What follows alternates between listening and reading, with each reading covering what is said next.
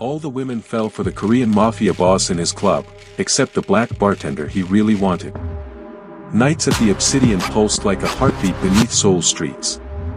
Neon lights cut through the haze, washing velvet booths and crystal glasses in shades of feverish pink and smoke blue. Laughter mixed with bass. Perfume clung to the air. Every soul there came chasing something, power, thrill, or the illusion of love. At the center of that storm sat Ji-hun Kim. Untouchable.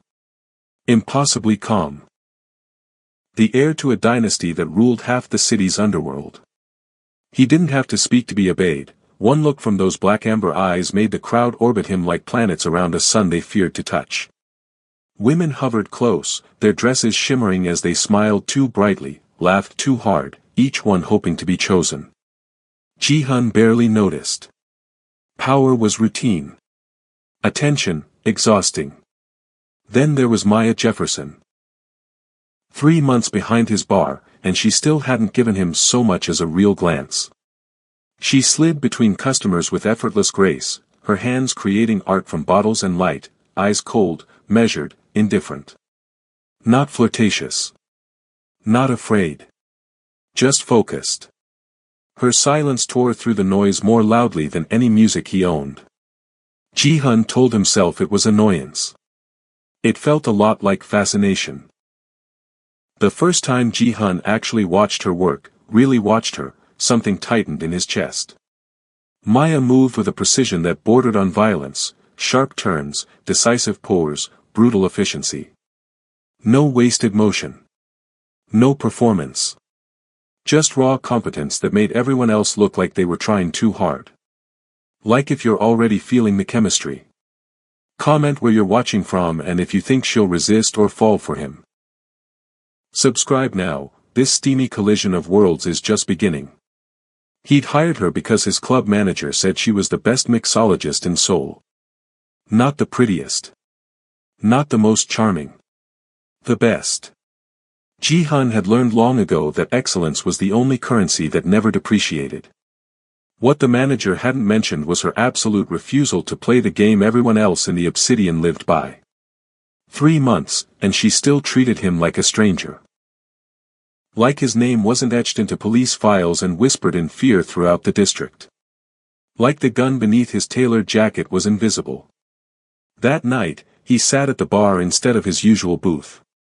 The VIP section emptied instantly as his entourage followed. Whispers rippled through the club. Why was Kim Ji-hun sitting at the bar? What was happening? Who was in trouble? Whiskey. Neat. His voice was soft, almost gentle. The kind of gentle that preceded violence. Maya glanced at him once, expression unchanged. Any preference? Surprise me. She turned away, selecting a bottle without hesitation. No nervousness. No trembling hands. When she set the glass before him, her eyes finally met his fully. Hakushu 18. Japanese, not Korean. But you strike me as someone who appreciates precision over patriotism. Then she moved away, attending to other customers, leaving him with a glass and an observation that cut too close to truth. He sipped slowly, watching her over the rim. The whiskey was perfect, smoky, complex, uncompromising. Just like her choice. For the first time in years, Ji-hun felt something like curiosity stir beneath his ribs. In a life where everyone was either predator or prey, Maya Jefferson seemed to exist outside the food chain entirely. The next night, he returned to the bar again. The gleaming black surface reflected the neon above, transforming ordinary movement into underwater ballet. Maya moved through it all like a creature born to darkness, completely in her element while remaining utterly separate from it. Her white shirt crisp against dark skin, silver watch catching light as she poured, mixed, created. Always in motion, never rushed. Always surrounded, never touched. How long have you been in Seoul? He asked when she passed by again. 2 years. No honorifics. No deference. Just facts. And before that? New Orleans. Then New York. She was already moving away, mixing something complicated for a customer down the bar.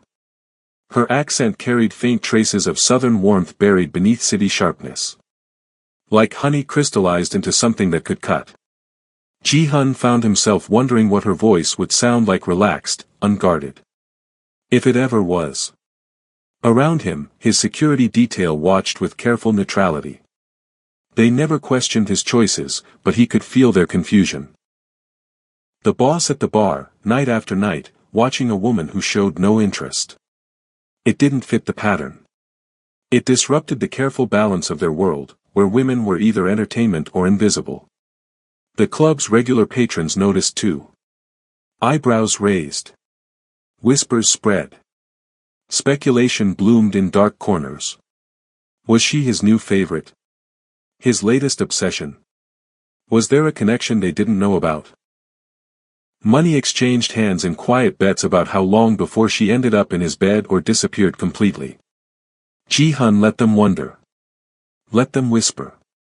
Their speculation was meaningless background noise to the far more interesting puzzle before him. One night, a group of businessmen took seats at the bar, already drunk from dinner elsewhere. Expensive watches. Designer suits. The casual cruelty of men who believed money excused behavior. One of them leaned too close to Maya as she served their drinks. "Where'd Ji-hun find you?" "Africa." His voice carried just enough to reach Ji-hun's ears. Exotic imports are his newest interest. Maya's expression didn't change. Not a flicker. Not a flinch.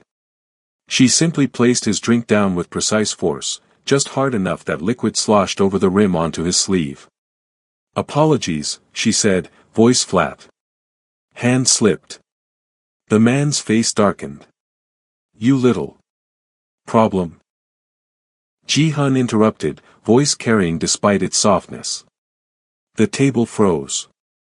The businessman paled, suddenly remembering whose club he sat in, whose air he breathed. "No, sir. Just a small spill. Then I suggest you clean it up and apologize to my head bartender for your carelessness." The command hung in the air, absolute. The man stammered an apology that Maya didn't even acknowledge, continuing her work as if he didn't exist.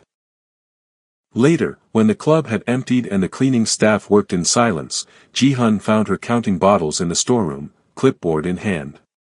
"You didn't need to intervene," she said without looking up. "I handle worse every night." "I know." He leaned against the doorframe, studying her. "That wasn't for you." Now she looked up, really looked at him, eyes narrowing slightly. "Then what was it for?" "My boundaries," he said simply. "Some things aren't tolerated in my club." "Your club?" She repeated the words like they tasted unfamiliar. "Is that what this place is to you? Just territory?" The question caught him off guard. No one asked him things like that, direct, uncalculated questions about how he saw the world. "It's one of many," he answered finally. "But yes, territory matters." "And people?" Her eyes were steady on his. "Are they territory too?" The air between them thickened with unspoken accusations. Ji-hun recognized the challenge in her question. The moral judgment beneath the surface. Most people feared him too much to judge. Most people weren't Maya Jefferson. "People make choices," he said quietly. "Territory doesn't." She studied him for a long moment, as if calculating something complex. Then she simply nodded and returned to her inventory. Not agreement. Not acceptance. Just acknowledgement that she'd heard him. It wasn't enough. For the first time in years, Ji-hun felt the strange discomfort of being dismissed. Of being seen but not understood. He left without another word, anger and fascination tangling like smoke in his lungs. The next evening, she wasn't behind the bar. His eyes scanned the club twice before he asked his floor manager. "Day off," came the nervous reply. She requested Thursdays permanently. Ji-hun nodded once, face betraying nothing. But inside, something simmered. She was avoiding him. running. The realization should have angered him more. Instead, it only deepened his fascination. People ran from him out of fear. Maya Jefferson ran from complexity, from conversations that exposed too much. From truth. That night, he left the club early. His driver took him through rain-slick streets to a small, unmarked door in 81. Inside, a different kind of darkness awaited, not the manufactured glamour of the Obsidian, but the simple shadow of a neighborhood bar with low lights and worn wood. And there she was, behind a different counter. Same precision. Same focus. Different context. Here, without the Obsidian's opulence surrounding her, Maya seemed even more substantial. More real. She looked up as the door closed behind him, and for a split second, genuine surprise cracked her composure. Then the mask returned, smooth and impenetrable. "We're closed in 20 minutes, she said when he took a seat at the bar. "Then I'll have something quick." The few remaining patrons glanced nervously between them, sensing the tension crackling in the air. One by one, they finished their drinks and left, until only silence remained. "How did you find me?" Maya asked finally, wiping down the already clean bar. "I own buildings. You sign leases." He shrugged slightly. "Seoul is smaller than it seems. And what brings Seoul's most notorious businessman to a neighborhood dive bar on a Thursday night?" Her voice carried an edge he hadn't heard before. Curiosity. The truth slipped out before he could shape it into something more strategic. "You work for me 6 nights a week but request Thursdays off to work somewhere else. Why?" Maya set down her towel, facing him directly. "Because this place is real. The people are real. They drink because they're happy or sad or tired, not because they're playing power games or hunting status. And they see me as a person, not as..." She trailed off. "Not as what?" he pressed. "An accessory. A piece of the environment. A prop in someone else's story." The bitterness in her voice was sudden and sharp, like a blade hidden in silk. Ji-hun absorbed the accusation silently. Was that how she saw her position at the Obsidian? As his prop? "You're more than that," he said finally. "Am I?" Her laugh was short, humorless. "You don't even know me." "I'd like to." The words emerged unbidden, honest in a way he rarely allowed himself to be. Maya stilled, studying him with those penetrating eyes. "Why? What could you possibly want from someone like me?" The question hung between them, heavy with implication. What did he want? Sex. Power. The thrill of conquest. Those were the currencies his world traded in. But sitting here, in this simple bar with its scarred wood and honest shadows, those answers felt hollow. "Authenticity," he said finally. "In my world, it's rare." Something flickered across her face, surprise, perhaps. Or recognition. She opened her mouth to respond when her phone buzzed loudly on the counter. Glancing at the screen, her expression hardened. "I have to lock up now." The moment had passed, the wall rebuilt. Ji-hun nodded, leaving cash on the bar that would cover every patron's tab for the night. As he stood to leave, he hesitated. "The Obsidian isn't all games and illusion," he said quietly. "Some things there are real too." She didn't answer, already turning away to close the register. He left without looking back, the night air cool against his face. Something had shifted between them, not broken, not yet connected, but changed. The next night, she returned to the Obsidian, professional as always. But now when their eyes met across the crowded room, something new lingered in the glance, a shared secret, perhaps. Or a mutual challenge. Weeks passed. Ji-hun continued his silent observation from the bar. Maya continued her perfect performance behind it. But small changes emerged in their carefully maintained distance. Sometimes she would place his whiskey before him without being asked, selecting a different rare bottle each night that somehow matched his mood. Sometimes he would notice details about her, a new hairpin, tired eyes, a barely perceptible limp, and ask brief, careful questions that she answered with equal care. They were building something fragile between the cracks of their established roles. Not friendship. Not romance. Something unnamed that existed only in glances, in whiskey selections, in the careful measure of personal space maintained between them. The women who had once competed for Ji-hun's attention noticed the shift. Their desperation took on a sharper edge, perfume heavier, laughs louder, touches more insistent. As if volume could compete with authenticity. As if persistence could replace what they lacked, the ability to see him as something other than power and wealth wrapped in expensive suits. One of them, Ji-na, the daughter of a politician, beautiful and calculating, approached Maya at the bar during a quiet moment. "Whatever you think you're doing with Ji-hun, it won't last," she said, voice sweet with poison. "He collects interesting things until they bore him. Then he discards them." Maya continued polishing a glass, unbothered. "Thanks for the insight. He's not looking for an equal," Ji-na pressed, perfect nails tapping against the bar. "He's looking for a novelty. The foreign bartender who doesn't worship him. Once you break, once you want him back, the game ends."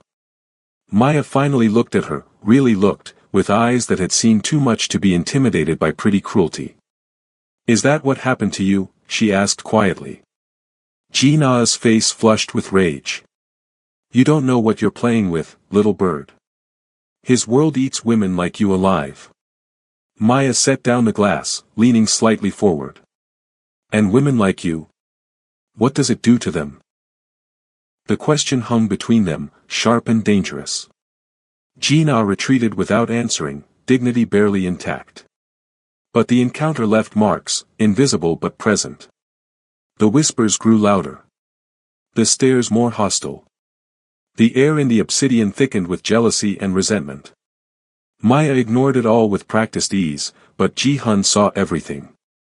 Saw how conversations stopped when she approached. How customers made increasingly complicated orders, then complained they weren't right. How other staff began to isolate her, sensing which way the wind blew. One night, after closing, he found her alone on the rooftop terrace where employees sometimes took breaks. The city spread below them, a galaxy of lights against velvet darkness. Maya stood at the railing, shoulders tense, a cigarette burning between her fingers though she wasn't smoking it, just watching the ember consume the paper.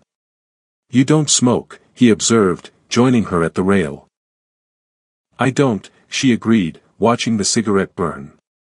"But sometimes I need to remember what destruction looks like up close." The words carried weight beyond their surface, laden with meanings he couldn't fully grasp. "Ji-na," he said after a moment. "What did she say to you?" Maya glanced at him, surprise flickering across her features. "You saw that?" "I see everything in my club. Not a boast. A simple truth." She turned back to the city view, dropping the cigarette and crushing it beneath her heel. "Nothing I haven't heard before. Women have been telling me to know my place since I was old enough to understand what that meant." The bitterness in her voice cut through the night air, raw and real. Ji-hun felt an unfamiliar urge to comfort, to protect. He suppressed it, knowing she would reject such gestures. "Your place," he said instead, "is wherever you decide it should be." Maya looked at him then, really looked, with eyes that seemed to peel back layers of carefully constructed persona to the man beneath. "Is that what you believe? Or what you think I want to hear? Does it matter?" "Yes." The single word carried absolute conviction. Truth matters. Especially in a world built on lies. Ji-hun considered this, the weight of her moral certainty against the compromise of his existence. "Then yes, I believe it. Your place is your choice. That's why you're here, why I hired you. You don't let others define your boundaries. Unlike everyone else in your world." The accusation hung between them, sharp but not entirely unfair. Everyone in Ji-hun's orbit existed in carefully defined roles: subordinate, enemy, asset, entertainment. Boundaries enforced by violence or money or fear. Except Maya, who carried her boundaries within herself, unshakable and absolute. Yes, he admitted finally. Unlike everyone else. The honesty seemed to surprise her, softening something in her expression. Why do you come to the bar every night, Ji-hun? Why watch me work? Why follow me to Itaewon? What are you looking for?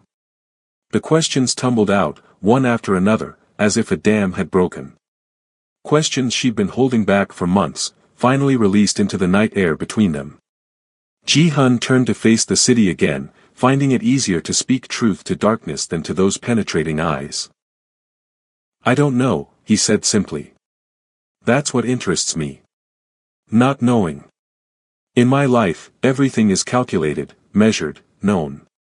Risks assessed. Outcomes predicted. But you. He paused, searching for words. You're an equation I can't solve. A variable I can't control. And that makes you the most interesting person in my world. The confession hung between them, raw and unexpected. Maya was silent for so long he thought she might not respond at all.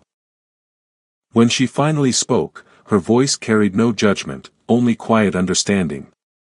That's a dangerous thing to be in your world. The most interesting person. Yes, he agreed. It is. She nodded once, absorbing this truth.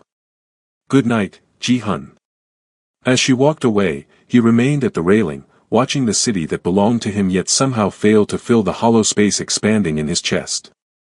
Something had shifted between them tonight, not broken, not connected, but irrevocably changed. Then came the night that shattered everything. If you're already feeling the tension between these two worlds about to collide, like this video now. Can a dangerous man who controls everything and a fierce woman who refuses to be controlled ever find common ground? Comment below with your predictions. Will she change him or will his darkness consume her? Subscribe and turn on notifications so you don't miss what happens when the one person he can't have becomes the only one he wants. The obsidian was packed, bodies pressed close in artificial intimacy, music pulsing like a collective heartbeat. Ji-hun sat at the bar, watching Maya work with her usual precision despite the crush of customers. The air felt electric, charged with something he couldn't name. Later, he would recognize it as premonition. His security detail noticed them first, 5 men entering too quickly, moving too purposefully through the crowd. Not customers. Not friends. Threats. The first gunshot cracked through the music like lightning through clouds. Screams erupted. Bodies surged toward exits. Chaos bloomed instantly, beautiful and terrible in its raw human panic. Ji-hun moved without thinking, vaulting over the bar as bullets shattered bottles behind him. His hand found Maya's arm, pulling her down sharply as glass rained around them. Her eyes met his, wide with shock but not blind with panic. Stay down, he ordered, already reaching for the gun holstered beneath his jacket. But Maya wasn't listening. She was looking past him, at something on the floor beyond the bar. Following her gaze, he saw one of the young barbacks, barely 20, clutching his bloodied shoulder, exposed in the open service area. Before Ji-hun could stop her, Maya was moving, crawling low across broken glass toward the injured boy. Cursing, Ji-hun followed, shielding her body with his own as more shots rang out above them. The irony wasn't lost on him, protecting someone who didn't want his protection, who had never asked for his involvement in her life. They reached the boy together, pulling him behind the relative safety of the bar's structure. Maya pressed a bar towel against his wound, murmuring reassurances while blood seeped between her fingers. Keep pressure here, she instructed, guiding the boy's trembling hand to the makeshift bandage. Then she turned to Ji-hun, voice steady despite the chaos. Your people. Where are they? As if in answer, return fire erupted from multiple positions throughout the club. His security team, moving with practiced efficiency, neutralizing threats. The gunfight was brief, brutal, and decisive. When silence fell again, broken only by whimpers and the distant wail of approaching sirens, Ji-hun knew his side had won. They always did. He looked back at Maya, expecting fear, shock, the natural human response to violence. Instead, he found her still attending to the injured barback, face composed in grim determination. Her hands were covered in blood, yet they didn't shake. "Not your first gunfight," he observed quietly. She met his eyes, something dark and familiar reflected in her gaze. New Orleans wasn't always jazz and celebrations. Understanding passed between them, the recognition of shared wounds, different yet similar. Both shaped by violence they hadn't chosen. Both survivors in worlds that devoured the weak. Hours later, after police statements and paramedic visits, after the club had been cleared and the injured tended to, Ji-hun found Maya in his office upstairs. She stood by the window, staring out at the city lights, arms wrapped tightly around herself. The blood had been washed from her hands, but something about her posture suggested it still clung to her skin. "You should go home," he said from the doorway. "It's been a long night." She turned slightly, profile illuminated by the city's glow. Who were they? Rivals. Making a statement. He stepped into the room, closing the door behind him. "It's been handled." "Handled." She repeated the word flatly. "You mean they're dead?" It wasn't a question, so he didn't answer. The silence stretched between them, heavy with unspoken realities about his world, about who he was and what he did. "Is this what your life is?" she asked finally, turning to face him fully. "Violence and retaliation? Blood and power? An endless cycle of handling things?" Her words carried no judgment, only a terrible weariness that matched the hollow feeling in his own chest. For the first time, Ji-hun found himself wanting to explain, to justify, to make her understand the complexities of the life he'd inherited. "It's more complicated than." "Don't." She raised a hand, stopping him. "Don't lie to me. Not now. Not after tonight." He studied her face, the strength beneath the exhaustion, the clarity in her eyes even after witnessing horror. Maya Jefferson had looked into the dark heart of his world and hadn't flinched away. But she hadn't embraced it either. "What do you want from me, Maya?" he asked quietly. She laughed, a sound stripped of humor. "That's the question, isn't it? What could I possibly want from Seoul's most dangerous man?" She shook her head slowly. "Nothing you're willing to give. Try me." The challenge in his voice surprised them both.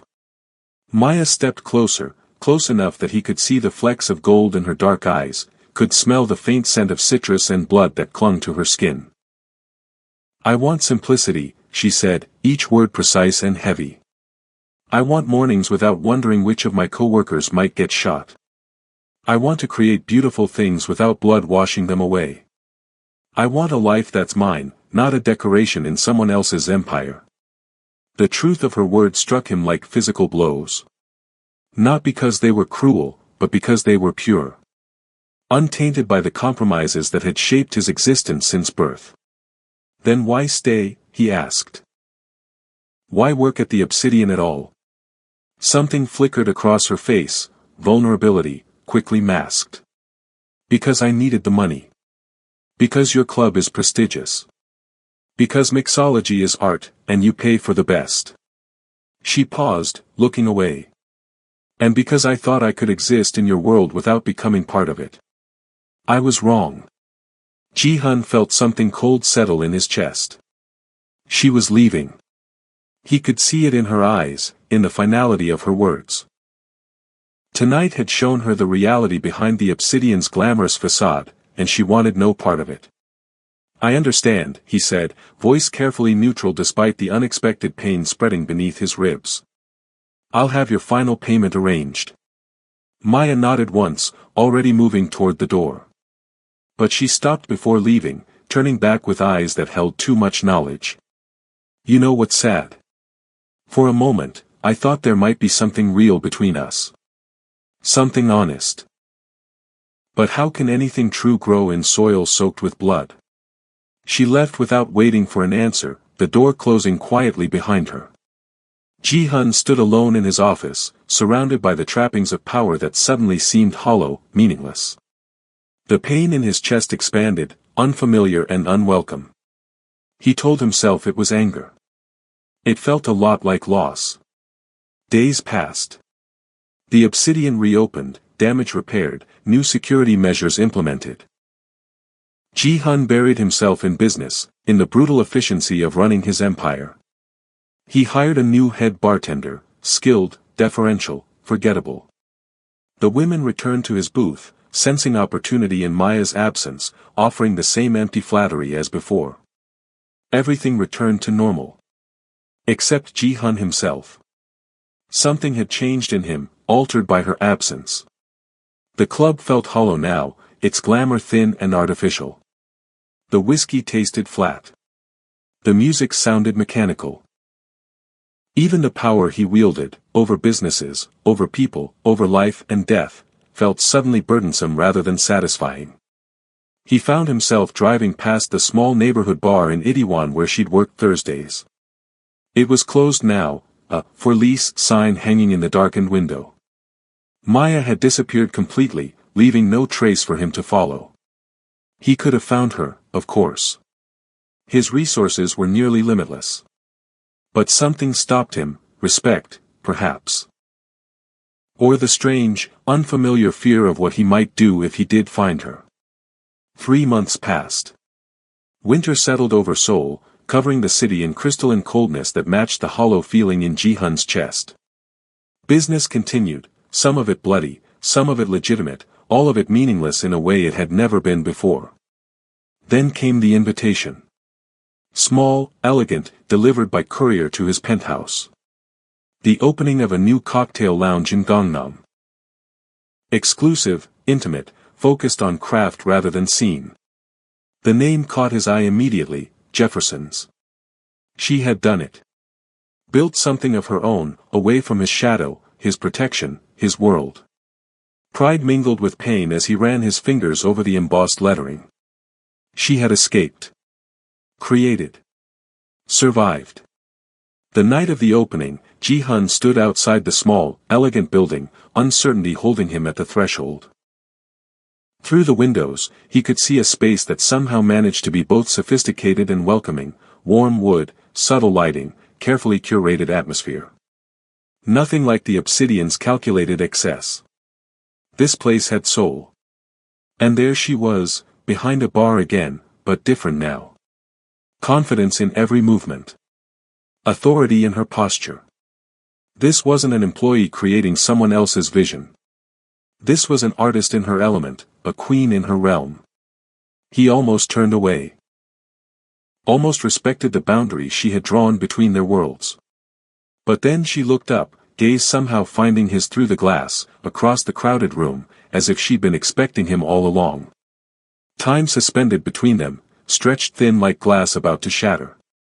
Then Maya nodded once, a slight inclination of her head that might have been invitation or merely acknowledgement. Either way, it was enough. Inside, the atmosphere enveloped him immediately.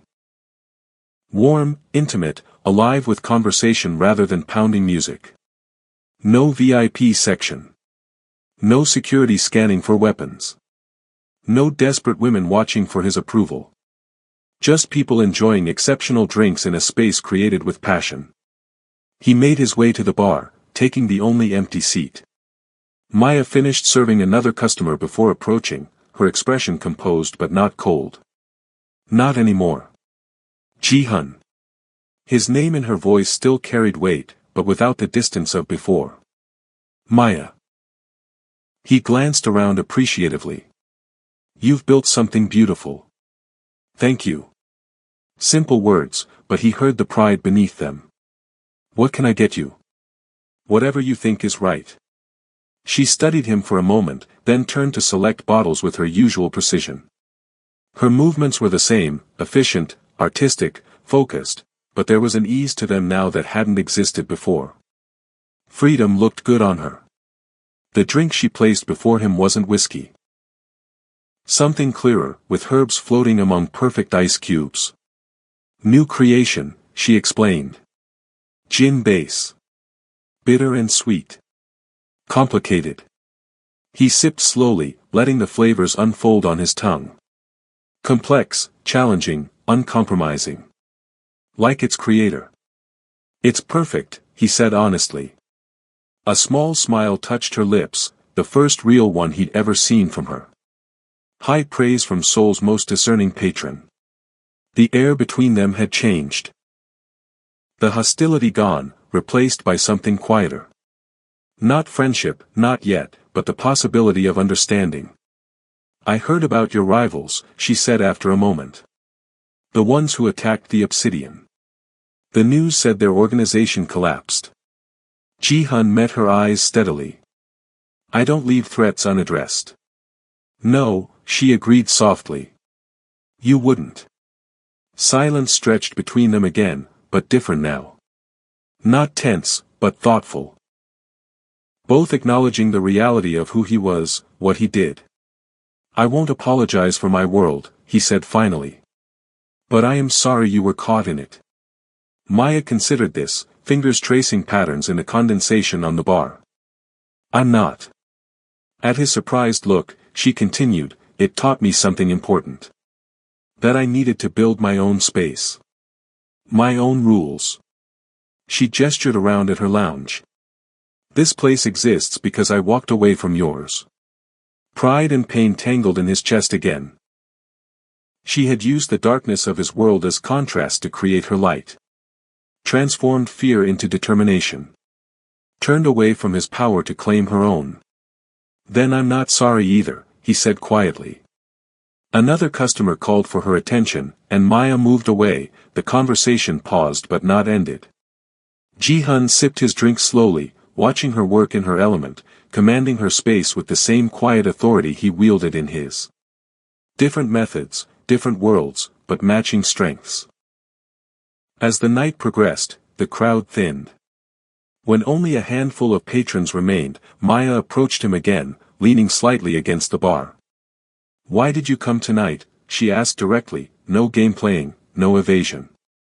The same forthright honesty that had first caught his attention. Ji-hun considered lying. Considered offering some smooth explanation about supporting local businesses or maintaining connections.